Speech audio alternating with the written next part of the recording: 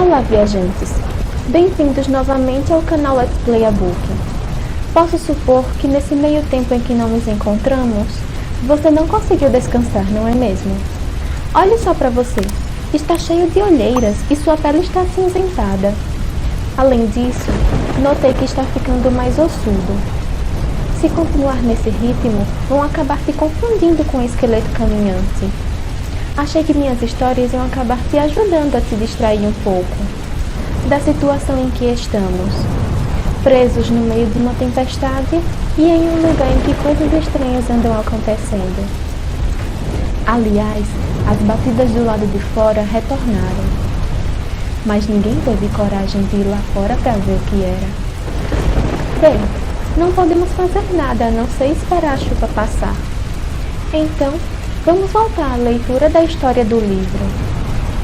Já estamos quase acabando. O nome do novo capítulo é A Trilha. Matthew Hatter parou ao lado do enorme rochedo incrustado de líquen que se erguia junto à entrada do redil de ovelhas e virou para dar uma última olhada em sua casa.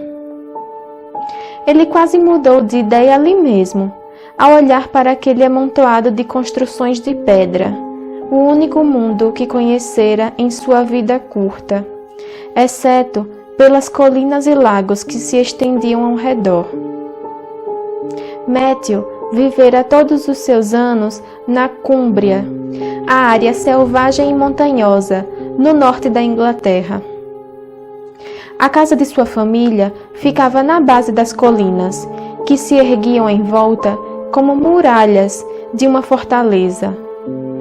Mas era esta visão limitada das coisas que estava por trás de sua decisão de sair às escondidas da casa da família, naquela madrugada, com uma mochila nas costas, deixando um bilhete que faria sua mãe chorar quando acordasse. Quando falara com o pai sobre sua curiosidade de saber o que havia além dos topos dos penhascos, seu pai dissera: "Filho, nós somos como as ovelhas de nossos rebanhos. Elas nascem numa certa parte da colina, e para esta parte da colina retornarão quando envelhecerem. Estão ligadas às colinas, assim como nós. Esse é o curso que o Todo-Poderoso traçou para nós. Somos criadores de ovelhas, somos montanheses, e ponto final." E assim era para seu pai, mas não para Matthew. Ele havia buscado no avô materno um outro ponto de vista, pois, embora seu avô, assim como sua mãe, tivesse nascido no vale adjacente, ele havia escapado. Tinha fugido para o mar. O avô de Matthew voltara à região dos lagos repleto de histórias, e não precisava que ninguém lhe pedisse para contá-las. Era um ótimo contador de histórias, ainda melhor com um pouco de uísque para molhar a língua.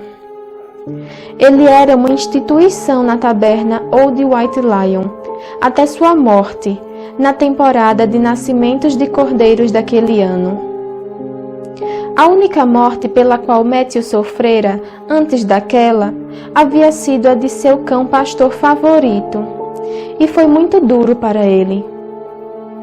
Era como se uma corda de segurança que o prendia ao mundo lá fora tivesse sido cortada.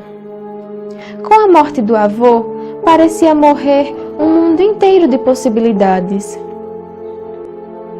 Não que Matthew tivesse muita estima pelo velho, nem o velho por ele. Matthew só estava interessado nas paisagens que seu avô lhe descortinava. Quando Matthew chorou no funeral, na pequena igreja de granito e ardósia que se erguia alta entre as colinas, as lágrimas foram pela perda das histórias, não pela perda do avô. Na verdade, Matthew sentiu raiva e ressentimento, mais que tristeza. As lágrimas bastaram para convencer sua mãe de que, embora o menino não parecesse especialmente apegado ao pai dela, Matthew obviamente sofrera terrivelmente com sua morte. Uns poucos dias após o funeral, ela veio até Matthew, trazendo um pequeno pacote, que ao ser desembrulhado, revelou um telescópio de latão. Meu pai queria que você ficasse com isto, disse a mãe. Ah, é? Intrigou-se Matthew, ao ouvir uma mentira nos lábios da mãe. Sim, ela confirmou, hesitante. Ele achou que talvez você gostasse. Este telescópio percorreu o mundo inteiro junto com ele. Matthew pôs o telescópio no olho e ficou impressionado ao ver a samambaia sob o penhasco Brock, ondulando delicadamente na brisa, como se estivessem a apenas alguns palmos de distância, e não a centenas de metros. Sua mãe sorriu para ele e o deixou sozinho. Foi naquele instante que Matthew decidiu ir embora. O telescópio era um sinal de que ele precisava sair do vale e ver o mundo com seus próprios olhos. Ele andaria até Penrith, tomaria uma diligência até Liverpool e se alistaria a bordo da primeira embarcação que estivesse disposta a levá-lo. Tanto fazia se fosse um navio negreiro ou baleeiro, contanto que o carregasse para longe do lugar onde ele nascera. Ele precisaria de dinheiro, mas isso não seria problema. Sabia onde o pai guardava suas economias e, embora aquilo fosse tecnicamente um roubo, seus pais teriam uma boca a menos para alimentar. Era uma troca justa. Podia ter pegado carona numa carroça se tivesse tomado a estrada do vale, mas Matthew decidiu que por algum motivo aquele não era o jeito certo de partir. Ele precisava seguir o caminho pelos topos das colinas até Penrith. Queria que sua última vista de casa fosse de cima, para vê-la lá embaixo como fizera tantas vezes no passado, quando estava entre as ovelhas nos altos penhascos. Era uma bela manhã, porém de um frio cortante. Havia um pouco de neve nos topos das colinas, mas não o suficiente para fazer com que Matthew desistisse. Ele amava as colinas, principalmente quando tinham os picos brancos como pães açucarados, e aquela seria uma preciosa lembrança para ele desfrutar quando estivesse suando no calor do Caribe ou na costa africana. O sol estava apenas surgindo por sobre o desfiladeiro e o lago começava a brilhar, como estanho polido. Havia pássaros cantando no bosque, ao lado de sua casa, e entre os salgueiros retorcidos que ladeavam o riacho. Matthew olhou a casa uma última vez e partiu. Atravessou a estrada na altura da ponte e passou pelas cabanas dos tecelões. Um velho que conhecia Matthew desde que ele era bebê surgiu na porta quando ele estava passando, e Matthew, de repente, sentiu-se tomado de culpa. Teve um impulso de voltar direto para casa, rasgar o bilhete e devolver o dinheiro que havia pegado.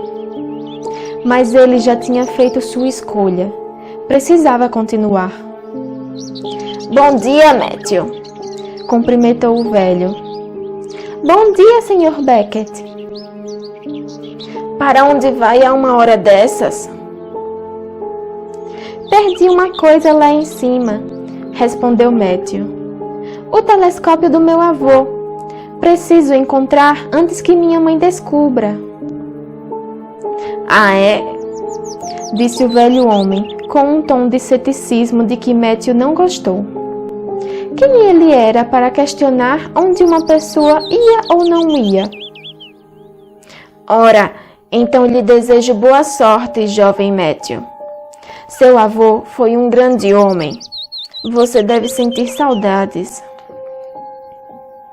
É claro que sinto, Matthew confirmou, numa voz mais defensiva que pretendia. Agora, preciso ir. Adeus, Sr. Beckett.